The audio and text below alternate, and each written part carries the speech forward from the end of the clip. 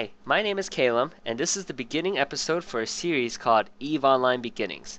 This series will be focused on the new player experience from the eyes of a not-so-new player.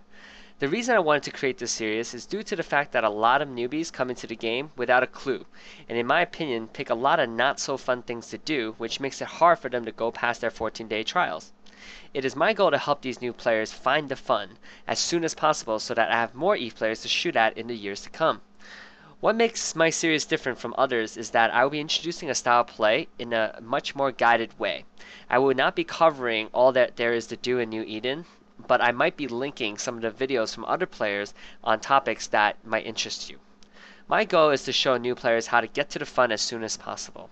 I won't be worrying about things like earning huge amounts of money, and for veteran players that may support what I'm doing, please do not donate any ISK or ships of any kind, as that is not the typical new player experience. Instead, I welcome your donations of time, of content, and of friendship as we guide our new Space Bros to the wonderful world that is EVE PvP. If you would like to donate more than that, I ask that you support my other series, which I'll be starting up soon, called EVE Online Basic PvP. So here are the rules for this short series. I'll be using a 21-day trial model versus a 14-day one, as that is the max amount of free time a new player can get via a buddy invite.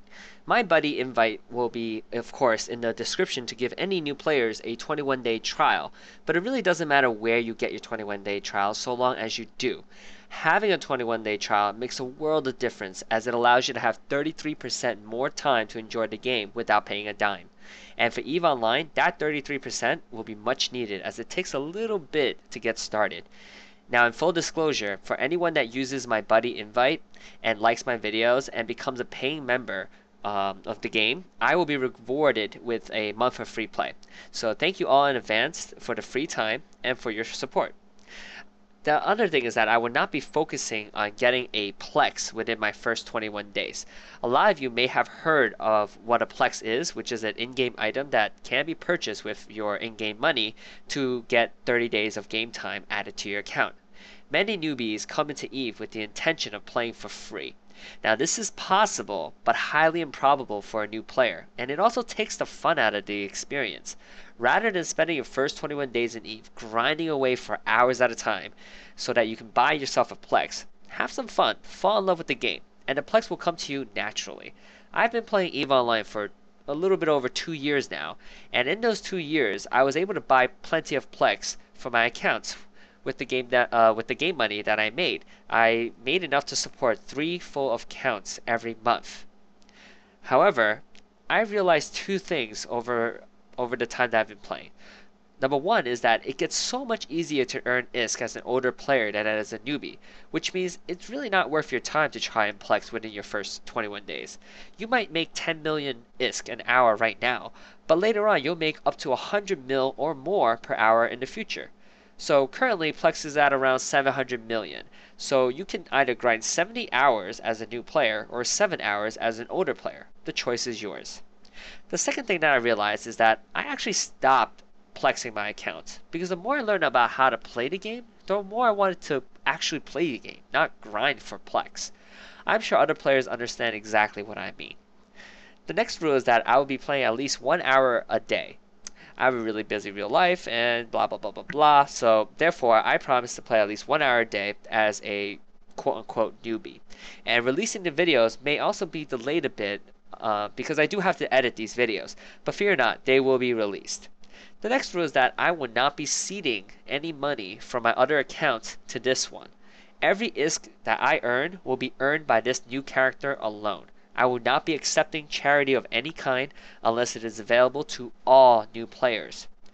And the last thing I'll be really focusing on is that I'm going to be focusing on a PvP based experience, as I think that is really the key to EVE Online. EVE Online is a lot about sources of conflict, so PvP in my opinion is the thing to do in EVE Online. And that's basically it. But as this is a series focused on new player development, I'm going to spend the next few minutes to talk a little bit about why I love EVE Online so much. And really at the core of it is that it is a sandbox game. You could do whatever you want in it. And to that point, it's already very different than most MMOs.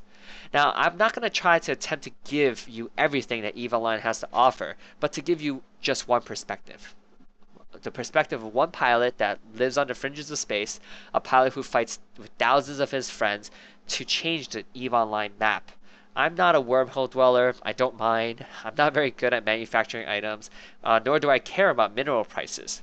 That is the beauty about EVE, is what I'm about to tell you means a lot to me, but nothing to somebody else. You be your own human being, and you choose as you please.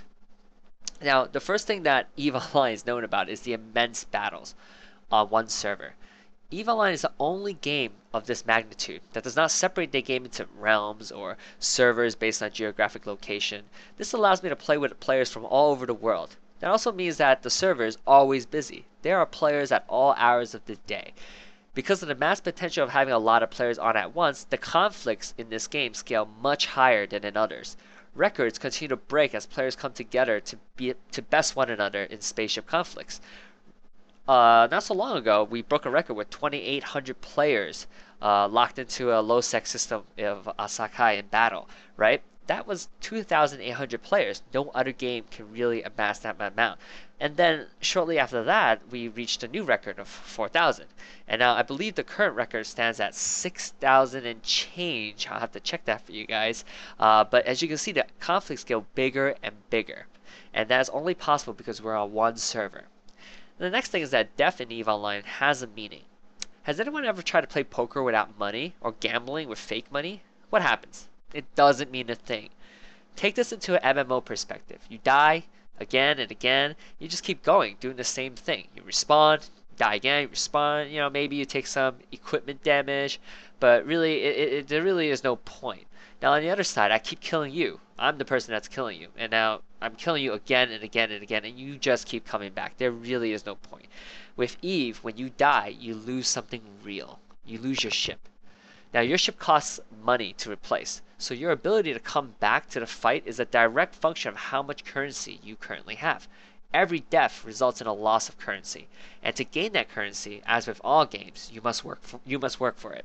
So every time you die, you lose the amount of time you have to work to get it back. It has meaning. What this translates to is that players are not so eager to suicide themselves in situations where it doesn't make sense. There's a sense of urgency, heart-throbbing escapes with barely any structure left on your ship. Kills are harder to come by because people are more careful, so when you do get that kill, there is nothing else like it. The feeling of victory over an opponent that didn't want to die, didn't want to lose, did everything they could to not die and run away, but died anyway. That feeling is really immeasurable.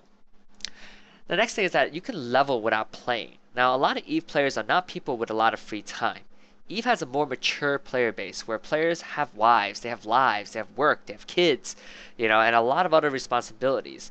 I myself am not any different than that. Therefore, it is a really big relief that we level up based on our subscription time rather than the hardcore grinding in-game type like World of Warcraft or other games. Now this allows those of us who are way too busy with real life work to still not fall behind in our gaming world. Of course, those that play more get more skills and have more currencies, but it doesn't force us to play or fall behind. So for example, if you played a lot, you'll have a lot more money than I would, in-game money that is, and you have a lot more player skill. But our characters will still be on the same quote-unquote level. And also for gamers, this allows other games to be played concurrent to EVE. A lot of EVE players play other games, such as we're looking forward to Star Citizen at the moment. There are a lot of players play World of Tanks.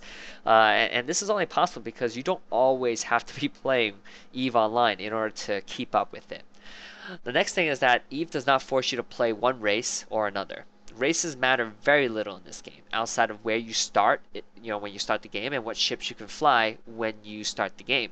Instead, you can learn to fly every ship that any race can use every weapon that any race can use with no limitations. EVE is not like most MMOs where you are pigeonholed into one specific role. Oh, you're a priest. Okay, you're a healer. That's it. You don't do anything else but heal. Or oh, you're a DPSer. That's it. You don't do anything else. Instead, all of these classes are open to you as the player, and it's up to you what you want to take out, of your ship hanger, and what you do with it is up to you. So you want to be a tank today? Go ahead, take out your Drake, for a spin. You want to be a healer? No problem. Go take out your Scythe or Scimitar for a flyby. What do you want to be today? This makes combat infinitely more fun as you gain more capabilities as your character develops. So really, these are the things that I really love about EVE Online. EVE Online to me is a forever game because of the depth of the game that the sandbox gives. We have political warfare, we have underground spy networks, we have anti-spy networks, we have coordinated fleet attacks with over thousands of players, we have guild or corporate or corporations that we call it, corporate support, and a sophisticated game with sophisticated instruments of war, all on one big server with players across the globe.